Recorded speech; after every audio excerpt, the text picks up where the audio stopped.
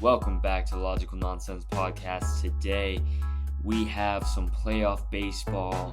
We've got an upset by the Stanford Cardinal. We've got so much in store for today. I'm excited to start this off. We will start, sadly, with my Twins. I'm going to go through, recap every series as I haven't really been able to talk about them on this podcast. So we'll start with game 1 versus Stros and Twins. Stros came out. They had some great pitching by Verlander. Verlander looked like a beast like he usually does. And Ober and Maeda were not the answer for the Twins. I still question why they went with Ober instead of Joe Ryan. I felt as though while Ober has had some really great games for the Twins, that Joe Ryan has really been the more consistent piece for this Twins team. So starting him was an interesting choice by Rocco Baldelli, but it didn't work out. This Astros team hit all over him, hit all over Ober and Maeda. Both had poor performances. Yordan Alvarez and Altuve hit huge bombs in this game, and while the offense for the Twins was able to pick it up towards the end, it was a little too late, and they ended up being able to take game 1. Game 2, Twins were able to go in, and Correa had a huge game. He had numerous RBIs, looked like himself in game 2, had a great game 2, and Pablo Lopez also looked good for us. He had a great postseason. Both starts he looked really, really good. So that is definitely a great sign for the Twins and for Twins fans. Having somebody like that who can be consistent not only in the regular season but also in the postseason is huge, especially since we just extended his contract. That'll be huge. That'll be huge for the Twins. The more disappointing thing was game 3, the Twins losing. Sonny Gray had an unusually poor performance all season long. He's been very consistent. He's had a low ERA, gave up a lot of hits. Absolutely insane game by Jose Abreu. Obviously, he had that first huge home run, and then later on in the game hits another. Twins had plenty of people on base. They just couldn't bring him in. I think in game 3, we realized, this Yordan Alvarez kid really owns us. 4 homers is not okay. 4 homers is just, no, that's not good. So bases loaded in the 5th, Kepler strikes out, and then Royce Lewis unusually strikes out. I see the bases loaded. I see Royce Lewis get up to bat. I just immediately think to my head, this is going to be a grand slam. It doesn't become a grand slam. He strikes out, and that was kind of it. That was kind of all she wrote. We never really had another chance other than in the 6th when we had 2 on base and we hit into a double play. So just a lot of people left on base for this Twins team, and it just sucks to see that because so much of baseball is just hitting in clutch moments. You have to really buckle up when you have people on base, when you have times to score, because if you don't, you're not going to get another chance. And the Twins just weren't able to capitalize when they had runners in scoring position, and really hurt them. Game 4, Buxton comes back later in the game. We'll get to that. Twins fans are really excited for this. I think, Buck has battled injuries for years. It's the biggest knock on him. When he's in, he's been great, but he's barely been in. So Joe Ryan starts this game and only plays 2 innings. I thought that was a questionable call. I thought he was doing fine. Julian twice now has had 2 really big mistakes when he was running at second base, most notably in game, I think it was either game 1 or game 2. He made the huge base running mistake when he was at second. I think it was game 1. And then in this game makes another one. I know he's young. I hope he can learn from those mistakes because, it's crucial moments like that where, if he's still at second, maybe somebody can can bring him in and win this game. They lost by 1 run. There's a runner right there. Lewis hits another homer. Incredible postseason for him. He is definitely the future for this Twins team. I think he has proven that throughout the regular season as well as the postseason. As I said before, if he can stay healthy, he will be the franchise player on this team. I'm very excited to see what he can do. Obviously, close game. The Stros were able to pull it out. I think the Astros kind of just shut us down the entire series. Other than the game 2, we just couldn't get the bats going. Their defense was amazing. Their pitching was really good. And this Stros team offensively is very dangerous. They've got Yordan Alvarez, Jose Abreu, Jose Altuve. I mean, guys who can hit all over. Bregman, Tucker. I mean, they're just very, very sound team, very dialed team. And as I've mentioned before, they've been here before, and they won it last year. I think they should be the favorites going into the next series, but I will get to that. Rangers, Orioles. Game 1, pitchers on both sides, they showed that they could get out of bad situations early until the 4th inning. Huge play by Ryan Mountcastle to score one, and then put the Orioles back into the game. The early polls across the board throughout the postseason have really shocked me. I know it's becoming more popular. I don't know if this analytical thing that a lot of baseball people are doing, when has it worked out? It doesn't. It just hasn't really proven to me that it ever works out. It feels like a momentum killer, and it really just, to me, I know it's analytical, but there's more emotions to this game than just analytics, and pulling your pitcher early just doesn't really make sense to me. And I could be wrong. Maybe the stats say, oh, they do fine when they pull him. I swear in the postseason, the analytics are different because it does not usually work out. Josh Young and Santander exchange homers in the 6th. Then there's that crazy play by Austin Hayes in the 7th. It looks like the Orioles have a little bit more momentum, especially being at home. And then you have Chapman, who's trying to sell the game, gets carried by a double play and then gets the strikeout. But that double play really helped him because his momentum was really going down. So I think that was a huge momentum killer for the Orioles. If they were going to win this game, it had to have been at that moment, and they weren't able to do it. And then there's that huge pickoff in the 9th by Texas that kind of just sealed the deal, which then leads us into game 2. Baltimore scores 2 early. A huge second inning for the Rangers, scoring 5 runs and then pulling the starter for the Orioles. That's just demoralizing. And then they continue to dominate, being up 9-2 after a grand slam by Mitch Garver. Garver in this game, and then also in game 3, he capitalizes with the bases loaded. He has another clutch gene. Somebody I miss on the Twins for sure. And the Orioles don't quit. They're down 9-2, and a lot of people would expect them to quit, and they continue to make efforts. They make it 9-4 in the bottom of the 4th. There's a huge play in the top of the 5th with the bases loaded. One scores for the Rangers. Gunnar Henderson hits a solo shot to make it reach to 10-5, so it's still within reach for sure.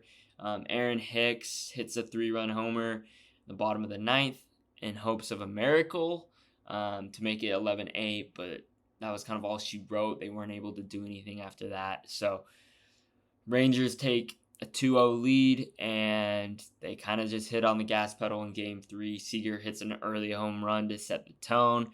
Bases loaded once again, and once again, Mitch Garver, as I mentioned earlier, capitalizes like good teams do. They looked really good. Beautiful hitting by Garver. And then Garcia follows his lead with a 3-run shot and kind of just blows it out of reach for the Orioles. Definitely disappointing after such a great season for a young team.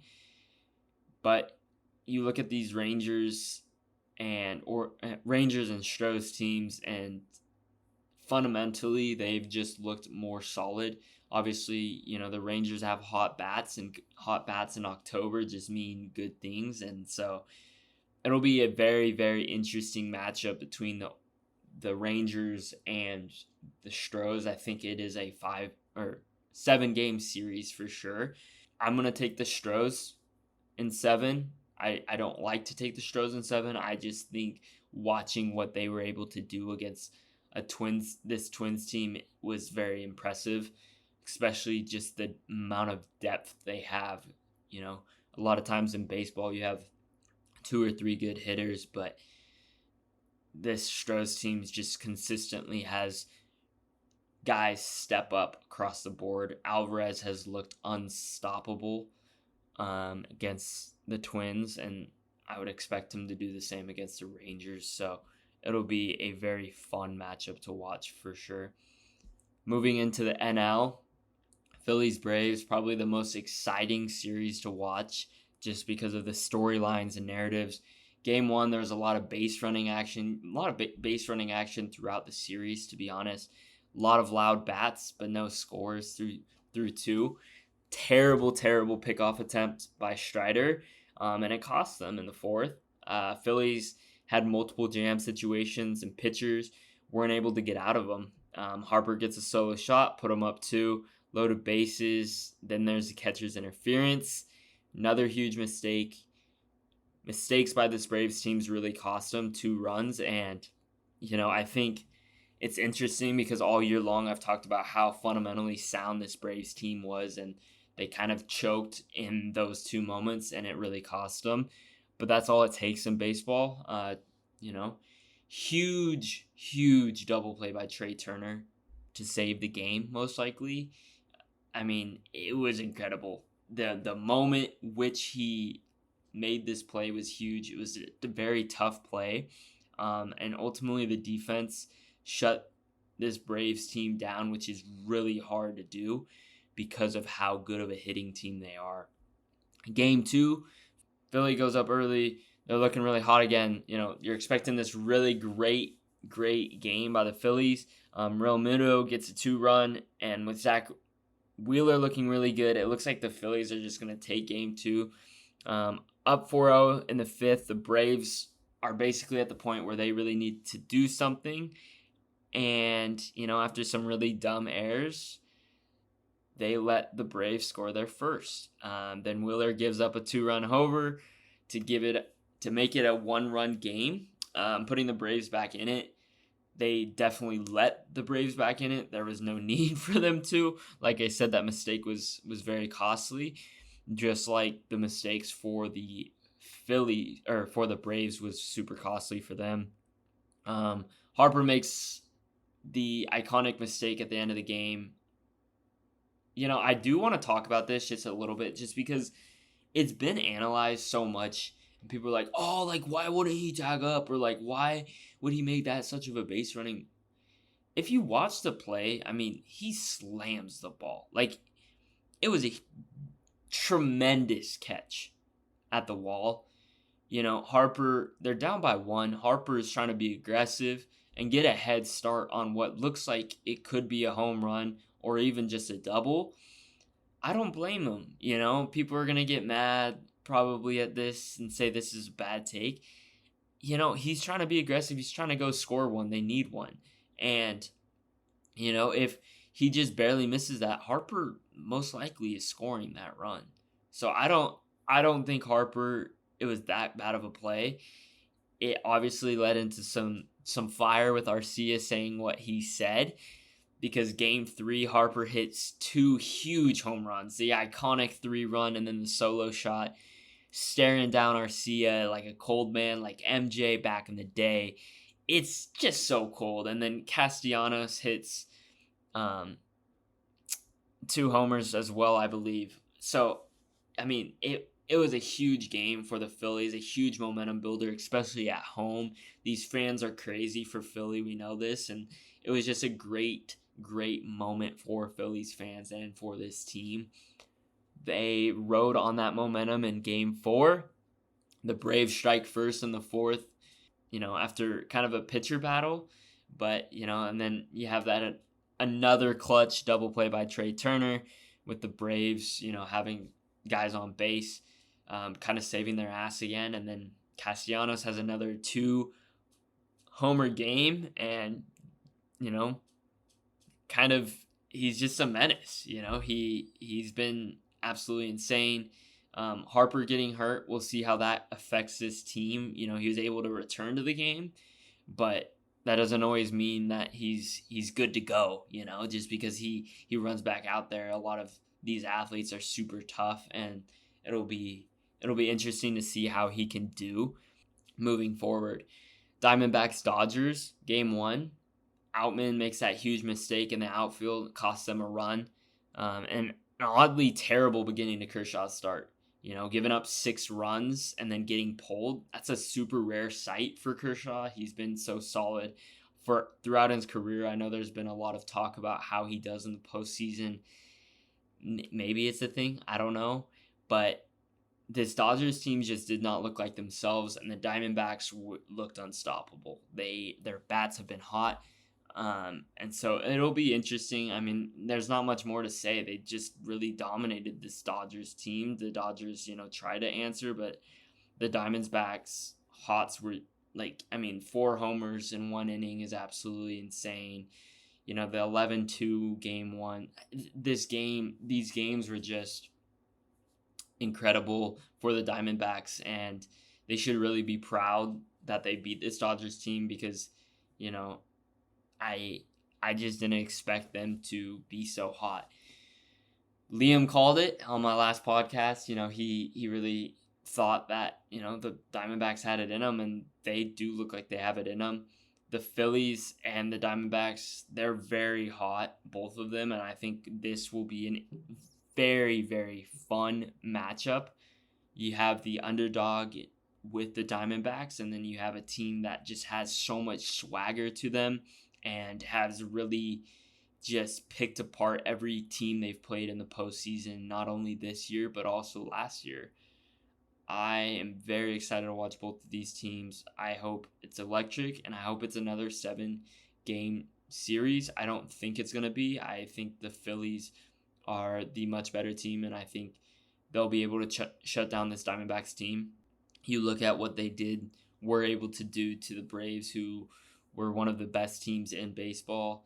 They were able to shut them down. So I think Phillies are going to go in and they're going to win it in 6, and that will be that. And the Phillies and Stros will go back-to-back World Series appearances. I'm going to take the Phillies this time. I just feel like the swagger and motivation this team has is kind of unmatched by anybody in baseball right now. They just look really solid on both sides of the ball. And I'm very impressed with this team right now and how they look and their momentum. Momentum is a huge, huge factor. So moving into the Colorado-Stanford game, I've been trying to tell y'all this team is just not what the media has told you guys. The problem with Dion, and I might get some hate for this, the problem with Dion, I think Travis Hunter is a great player. I've said that multiple times. I think he has proven he's just as good of a DB as he is as a receiver. The reason, like I said, the reason why Travis Hunters aren't more often is because of the gas tank factor. You can play both sides of the ball in high school because a lot of times, it doesn't cost you. You're not playing 4, 5, 3-star recruits every time, In college, you're playing the best of the best. And that's tiring. You have to literally give it your all every play. High school, I don't know necessarily if you are. You're not playing the best of the best. Your efforts aren't always 100% because you don't need to put 100%. Travis Hunter puts it all out there every time. They go into an overtime game, which they really put on themselves because this defense was gassed, wasn't able to cover anyone, really gave up a lot of stupid plays to the Stanford team, who I think is average at best. Some would say below average. And it cost him. I think Dion, I loved what he said. You got to dig deep. When you can't just like the game, you got to be in love with it. He's challenging his team. I like that. But you also got to think, like, Dion, you are really, especially Travis. I don't know about the other guys, whatever, but Travis Hunter, like, he was so overplayed. He was so overgassed, and it cost him. We'll see how they can recover. I think they're a decent team, but it just proves again, this Colorado team, it's a lot of bark, not a lot of bite. Shadur, he's still good. I think he needs more weapons. I think he needs a better defensive team to back up what he can do on offense. But it's not a good day for Colorado. They're still going to get their media attention because Dion's always going to bring media attention. He's just that dude.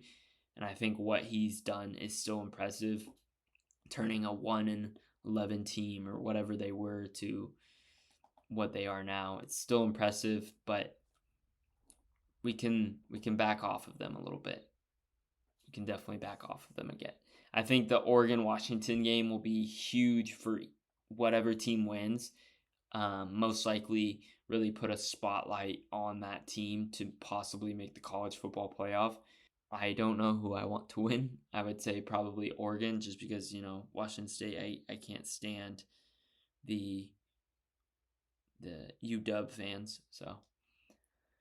But that's kind of all for my sports section. Hope you enjoyed the baseball segment. I will definitely be coming out with my football recap on Monday. I will also be featuring on stuff about sports podcasts on Wednesday. So be sure to tune in to that live stream. It's going to be huge for me. I'm really excited to join that podcast. So moving into our music section today, I'm going to be reviewing Offset's new album, Set It Off. It was an interesting whirlwind for sure. I enjoyed this album throughout. There's definitely some points of weakness that I will get to, but let's start out as we always do with the track list. Starting off with On the River, I thought it was a cool intro, especially the sample he puts into this track. It's fire intro, honestly. It's different sounding Offset. He sounds more focused, in my opinion. I think that's the best word to describe how he sounds. I feel like a lot of times, with the Migos and that kind of thing, we saw more, I don't know if goofy is the right word, but more relaxed and more kind of, just bouncing off the walls kind of Offset, I guess. Moving into Say My Grace, definitely a heavy hitter song, intense beat. It's got a kind of a villainy sounding song. There's some great bars by Offset in this song, and I even think the chorus is pretty good. I thought this song was going to come out to be a pretty good song, but then Travis Scott appears, and as much credit as I've given Travis Scott for his last album, this is the Travis Scott I'm used to. I felt like this feature, once again, was very underwhelming and sounded just exactly what a Travis Scott feature would sound like.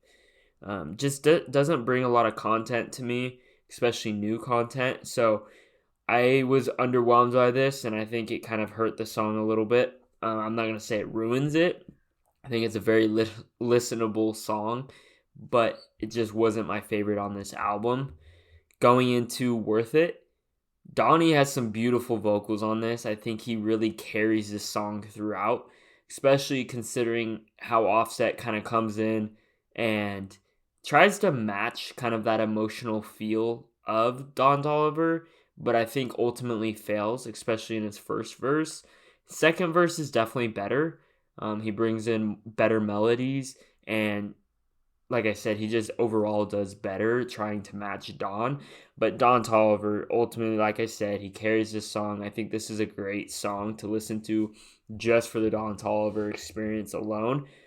Some may like Offset's verse. I wasn't a huge fan of it. I think it could be better, especially considering when you look at some of his more melodic songs throughout this album. I feel like he could have brought a verse from there and done a better job. Going to Broad Day, definitely a very catchy flow and chorus. I'm a big fan of this. I don't like the background bass. It's just very, the best way to describe it is very frog sounding. I know that sounds weird, but I don't know how else to describe it. The up tempo-ness is fine, and it works well.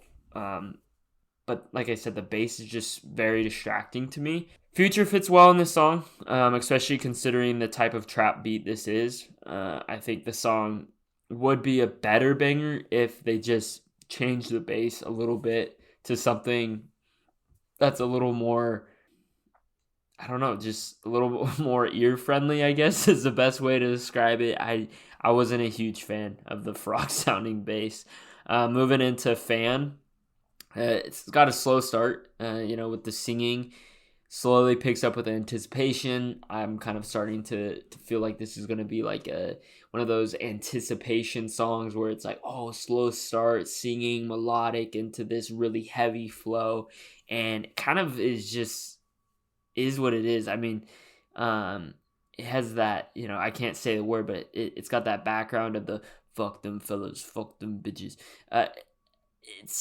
It's okay. I think it kind of takes a weird turn, especially from where it started. But the cool change of flows throughout kind of keeps me engaged. The song is definitely all over the place.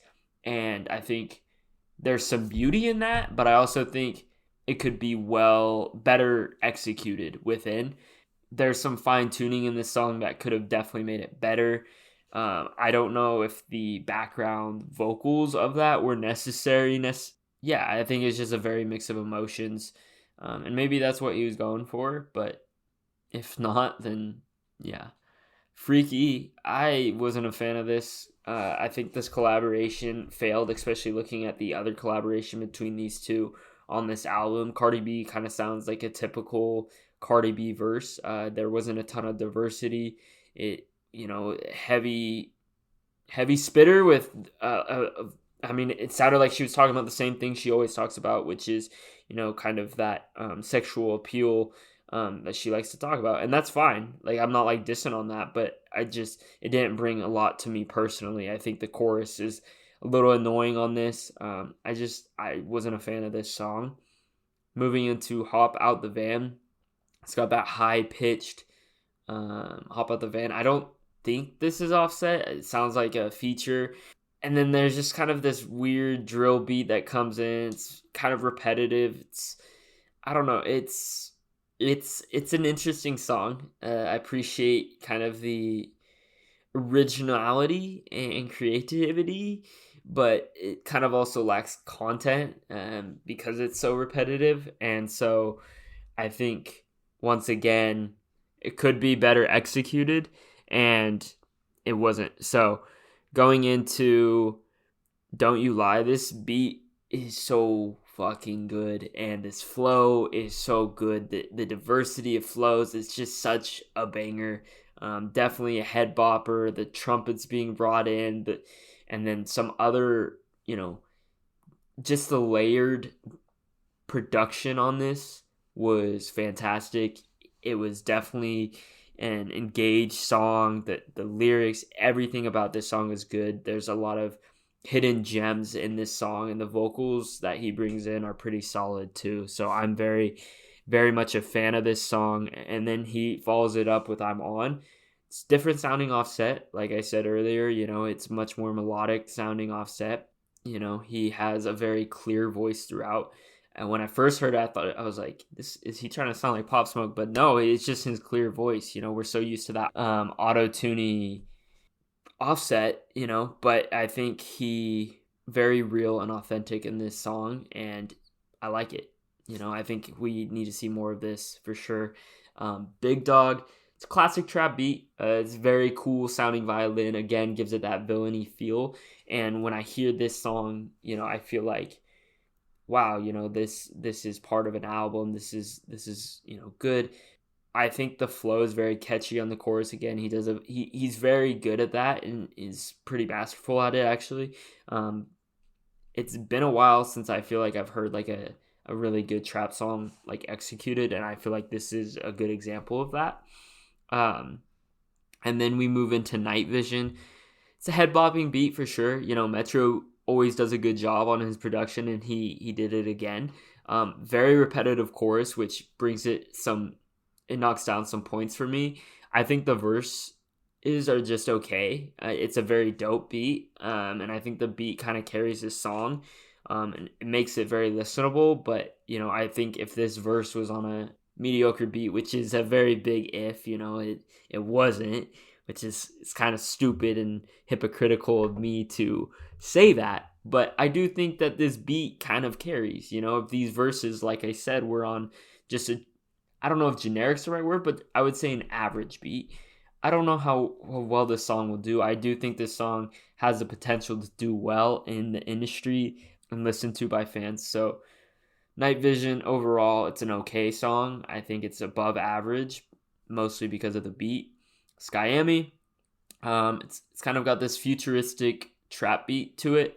Sounds like Migos Offset singing, that very auto-tuney voice again, which I'm not a huge fan of. And then Mango Fu comes in, and I just find his voice annoying.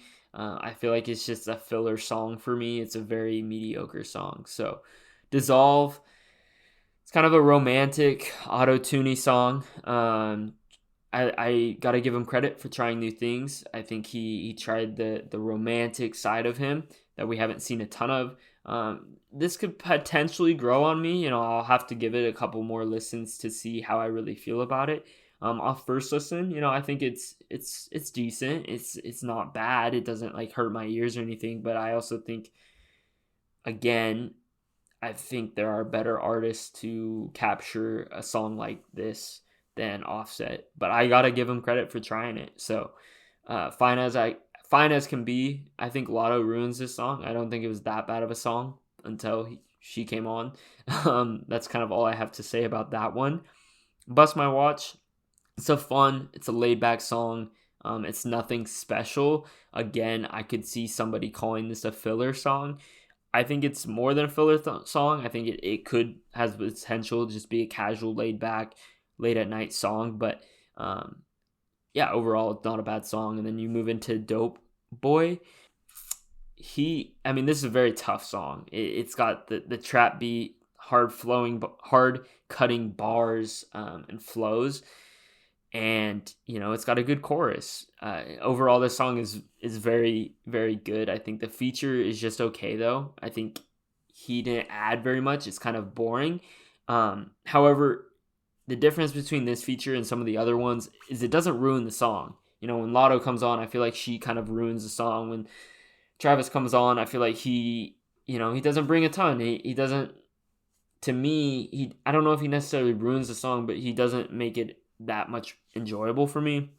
And same with Cardi B's verse. I feel like she ruined the song. So he doesn't ruin the song, but he also doesn't add anything to it. So moving on to Princess Cut, another violin production. Obviously that was something he wanted, that villain sound. I wish he could have told more of a story, but I also understand that he could have looked at that and said, hey, I want diversity in my production.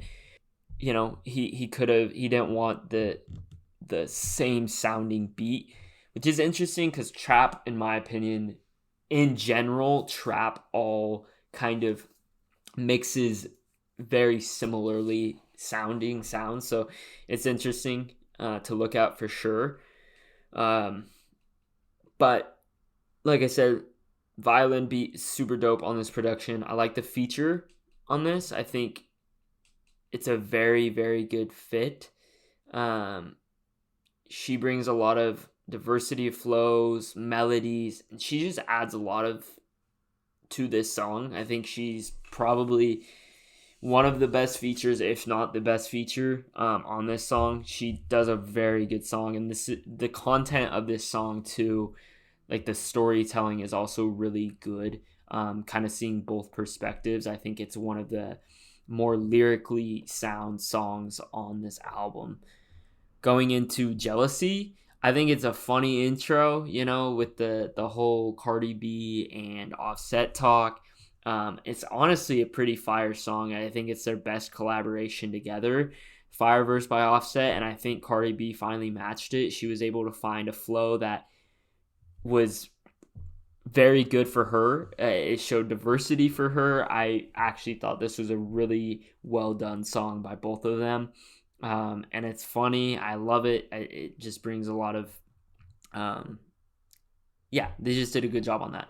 So Blame It on Set. To me, this is another filler song. Didn't bring a ton. It kind of sounds like the other filler songs on this. Just a classic trap beat with a classic trap verses. Not a ton of newness and content, lyricism. It, again, is just a filler song for me. Upside Down. This is more of a real song, and the last two songs are. I think this is kind of a cool way to end the album. It's more of self-reflection, more authentic, kind of showing more of his emotions.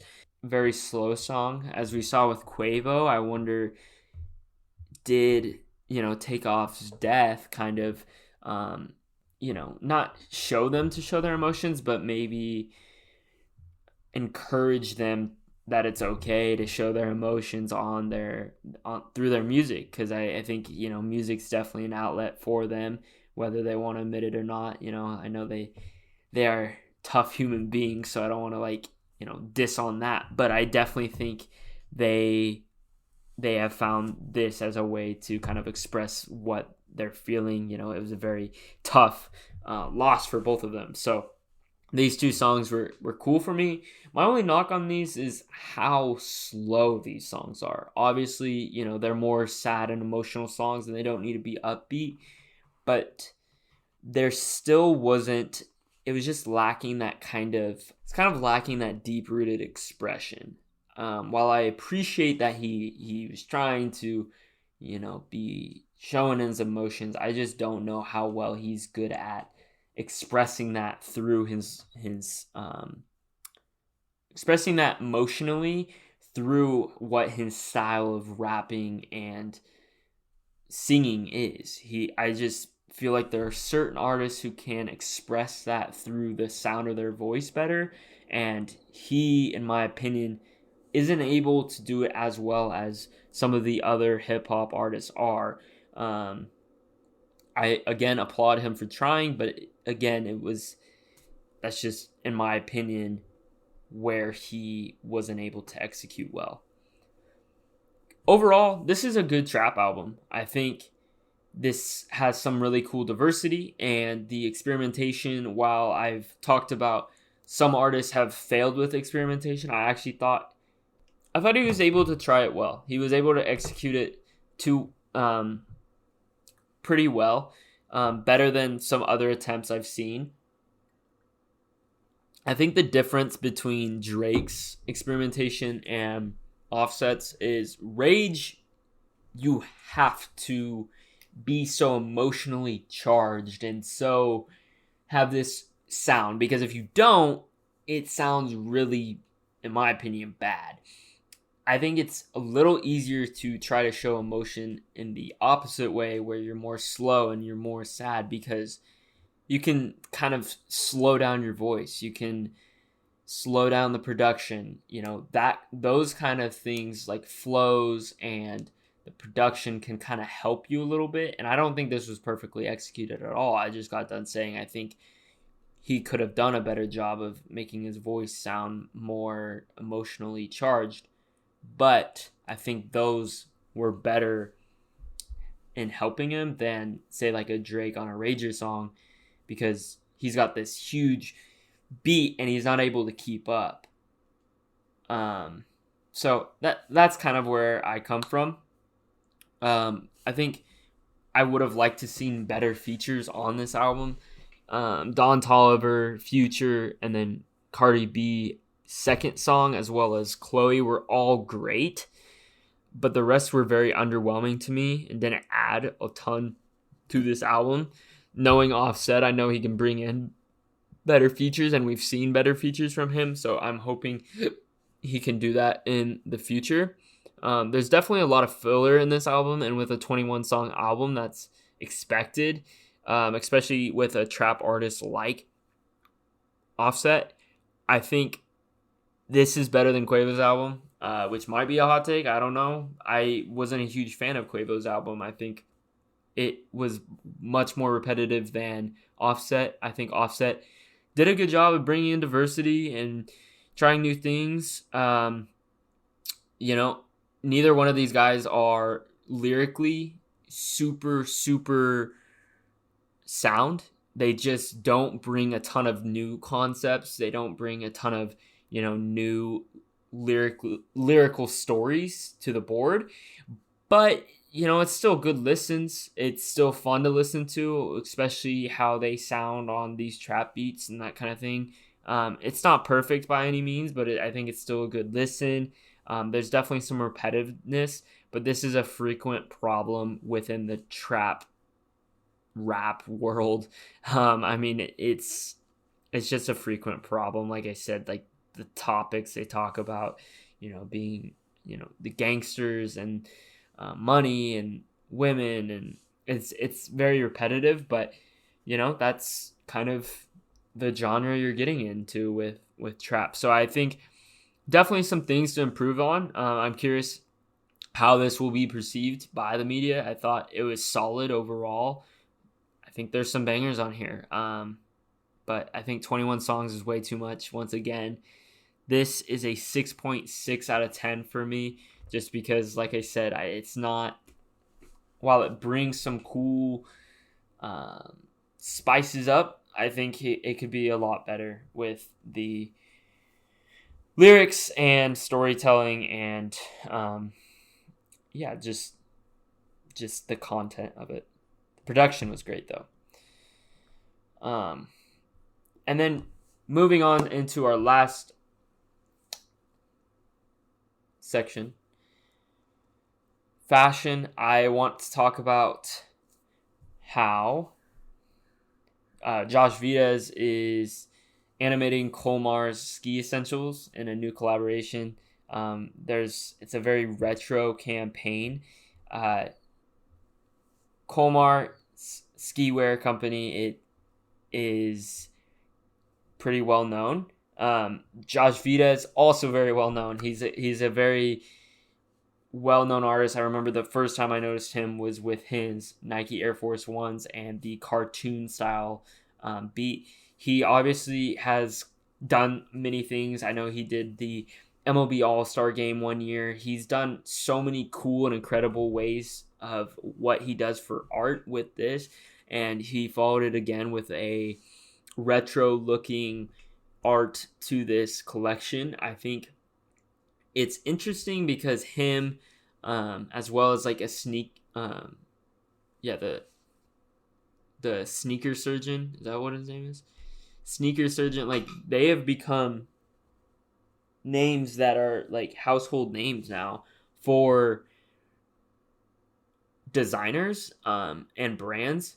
And just as we've seen with celebrities and them collaborating, it's now become a designer game. And I think that's really cool. The one thing I do wonder, you look at these designers and they have a very specific design style, especially with Josh Vides. He always brings that cartoon style wherever he goes, and that's what he's well known for. Does he ever try different style of art? Will this become old? Will this become, moved on from other brands? And I start to wonder, when will this not be successful? And I'm not preying on his downfall or anything. I just think it's something interesting to bring up because, a very specific style of art definitely goes in phases. And I think this collection doesn't necessarily bring anything new that we haven't seen from Josh Vides. Does it bring something very new to the ski world? Absolutely. And I think that's why it'll do well. But eventually he's going to hit a brick wall. He's eventually going to hit somewhere where he's not able to, he's already reached that market. They've already seen those things. And I think he's definitely brought a whole nother side to designing, bringing art into fashion, but I do wonder how long it'll last. So that's kind of all I have today. I appreciate if you listened. Like I mentioned earlier, we've got some great podcasts coming up, some collaborations, so make sure to stay tuned for that.